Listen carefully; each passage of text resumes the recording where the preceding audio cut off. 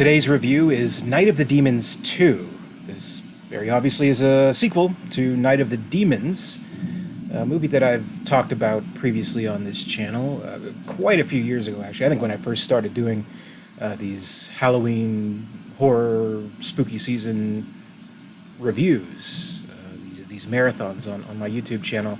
And I mean, whatever I may have said in that review, I'm sure still stands.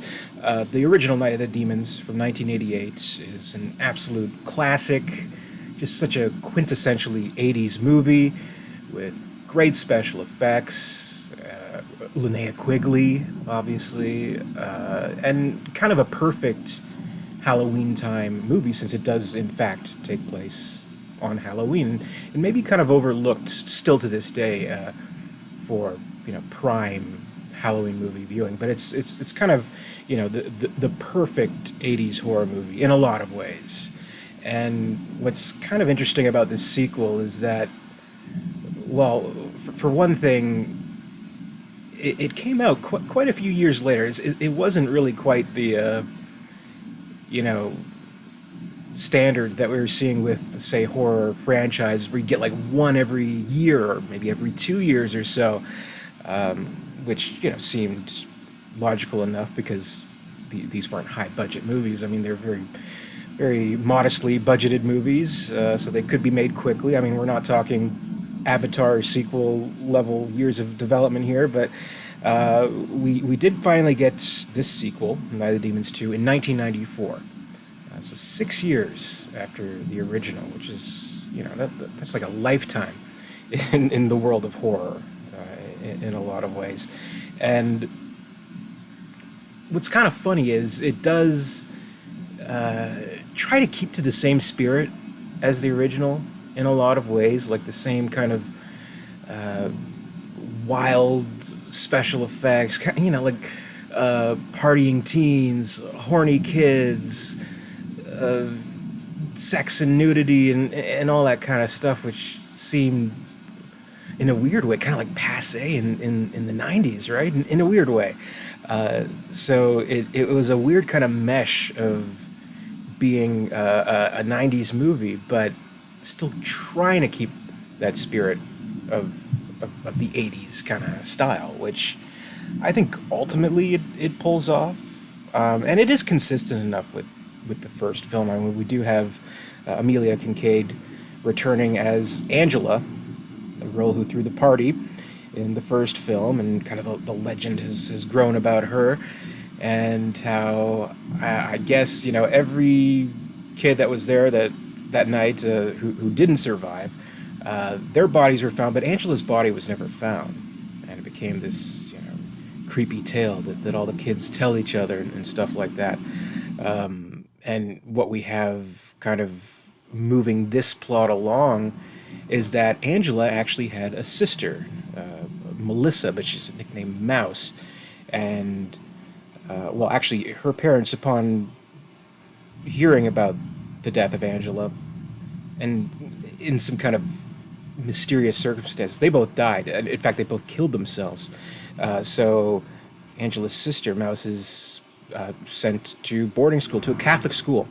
So that's where the bulk of this movie takes place, with the Catholic school, and, the naughty Catholic kids, and the nuns and the priests and toxic demons and all that kind of stuff. So it's kind of a neat setting, and inevitably there is the group of kids who decides to go back to the original house, Hull House, where Angela had the party, and try and conjure up some spirits, and maybe even see Angela. And spoiler alert, she does appear. She comes back in all her glory. And one of the things that's let's say different, because it is actually, it's the same writer of the original film, Joe Gustin, and we have the same star coming back, well, Amelia Kincaid at least, and then kind of a new cast of fresh victims. it does keep the same spirit, but it's a differently structured movie because this one I would say it's a little bit heavier on the plot and even characterization. I mean, from what I've just described, like that's more plot, that's more characterization than the entirety of the first movie, which can be a good thing, but it can also be a negative and kind of halting some of the funner aspects of the movie. Because I will say that this one, it kind of gets a little bit of time to carry on to get to the point, you know. Within like God, the first 10 minutes of the original film, we are in Hull House and we're at the party, and things are already starting to shape up to be a crazy, kooky, wacky night. This one, it takes longer to kind of establish all of its characters, get kind of the pieces in play, and really things don't start happening. Maybe like I'd say like get seriously crazy, maybe like half an hour, 45 minutes into the movie, maybe something like that. But when it does all happen, I'd say it's rewarding. Like there is cool stuff, cool special effects that we've kind of come to expect. Like we have the demonic Angela back in the creepy, scary makeup, and all that's great. And you expect kind of more off the wall kind of things, like people possessed, and there has to be a lipstick gag, as so memorable in the first movie with Linnea Quigley, kind of just stuffing the little lipstick into her nipple. So we have another lipstick gag here. We got a guy playing basketball with his own head, which is kind of cool, and just all that kind of stuff. And like the priest gets involved, the nuns get involved. We have this whole kind of showdown with the demons, and they're using super soakers, very 90s, filled with holy water as weapons against the monsters. Which I mean, I'd say it works to a better result than say something like Tales from the Tales from the Crypt, Bordello of Blood. I think it's well done in that respect. So it is this kind of shocking, creepy horror movie, but it has the sense of humor as the original film did, and it's very kind of welcoming to the more comedic aspects that this kind of premise invites, like kind of like an Evil Dead kind of thing. It's a fun movie. It's an enjoyable movie, and I guess, well, I mean, spoilers in this review, I guess, but we have another really cool scene at the end where Angela turns into a snake, and I thought that was a pretty neat effect. Like she's this giant snake for like seemingly no real reason, but it was cool to see. Like that's kind of the best thing about these kinds of movies is that crazy shit can happen, and there's no real rhyme or reason to it. It just happens because, well, it's a good effect and it's cool to see, and that's pretty much it. And in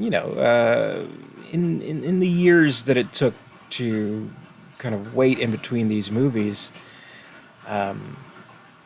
horror, it definitely had changed quite a bit. I mean, again, it feels like it's trying to be its own thing, trying to be as modern as it can, but still with like kind of the 80s kind of vibe to it. Like, I don't know, like Peeping Tom kind of stuff, which is a little bit weird, and the horny teenagers and all that. Well, I mean, there will always be horny teenagers, but I don't know. It seems like the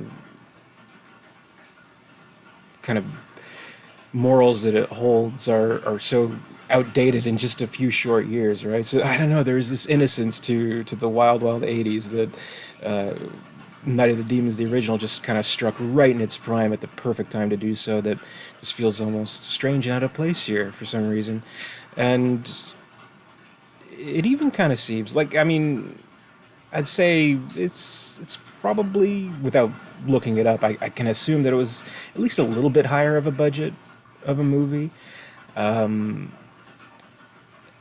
We do have actors who seem like they're more kind of, I don't know, accomplished. Well, actually, Kristen Taylor, Marsha from the Brady Bunch movie, she's in it.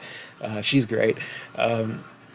she'll always be Marcia to me. You know, she could, you know, win an Academy Award or something. I'll always think of her as Marcia from the Brady Bunch movie. She's great, and you know, everybody's good. Everybody's good, and you know, maybe they're not quite as memorable as the characters from the original, but they do a good job, and you know, it seems altogether slightly more polished.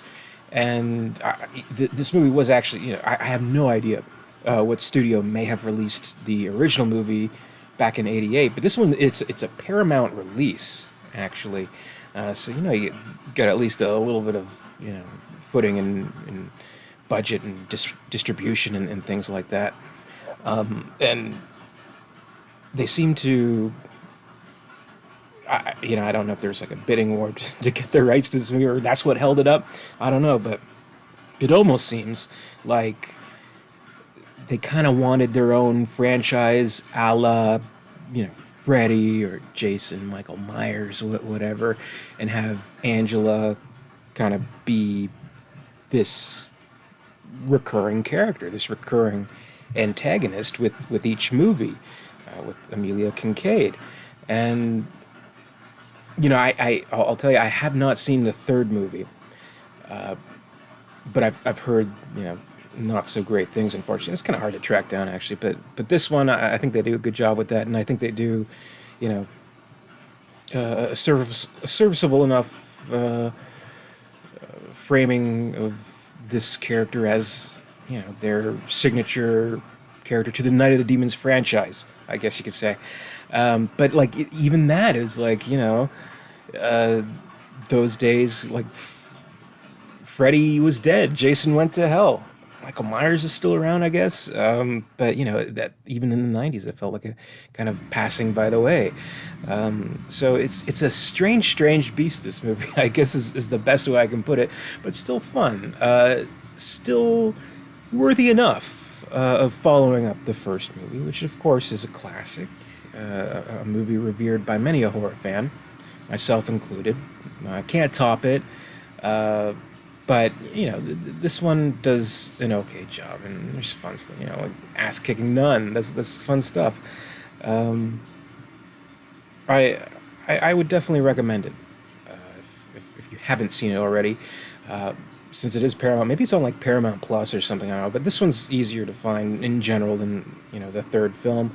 But obviously can't top the first. But a noble effort, I guess I'll say. So that's Night of the Demons 2. It's my review. Thank you for watching. Listen to me ramble on. And be sure to keep up with the latest horror movie reviews this spooky season, 2023. So until next time, be sure to comment, rate, subscribe, all that good stuff. Stay tuned for more.